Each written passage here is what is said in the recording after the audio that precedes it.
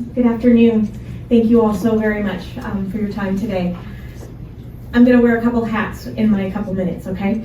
I'll try to make it quick. I'm going to take you back to 1999. We won't do the math. When I began my teaching career as a special education teacher in Immokalee, and then after that at Chatillon. And when I was at Chatillon Elementary, I met a little boy who was 3 years old and 12 pounds. You heard me correctly, 12 pounds. And that little boy, 23 years ago, he's 26 now, Max, changed my life forever. Representative Benarich, I told him he could not text you today, okay? Because you were very busy. He had the pleasure of meeting her at Garrett's funeral, who is so missed. And then ever since then, your kindness has made his world. You're famous to him. So thank you. Never too busy for him. I took home, as we joke many times, I took home more than lesson plans.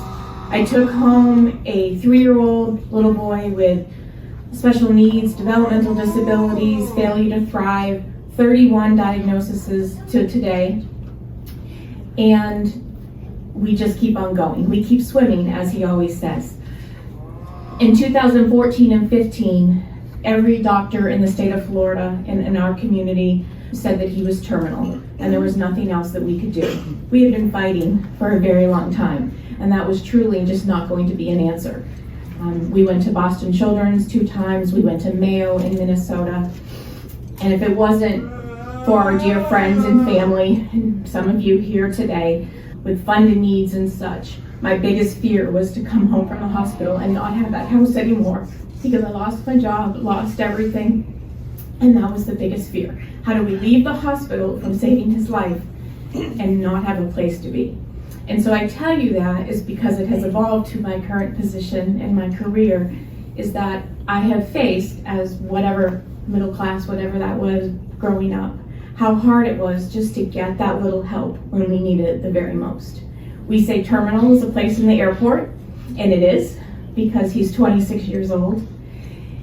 And he works 2 days a week as a proud greeter at NAMI Ford.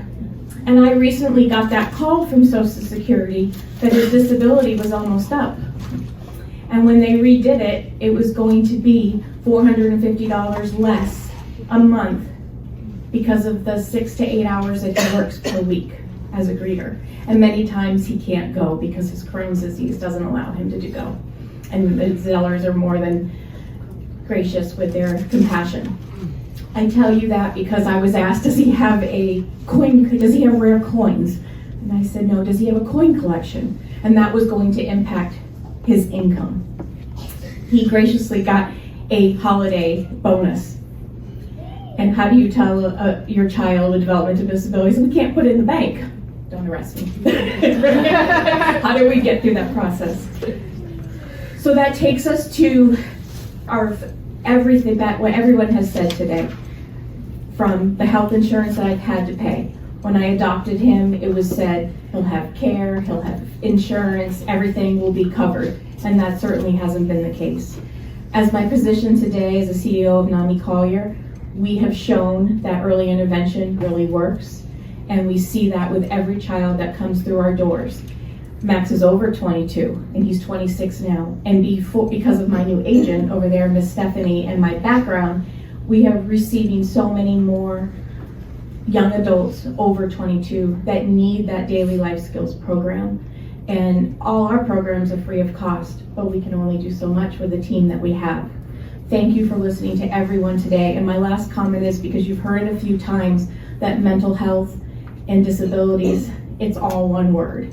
And if it's not affecting our loved one, it has affected the whole family, as also said today. Thank you so much for your time and for everyone's time today. Thank you.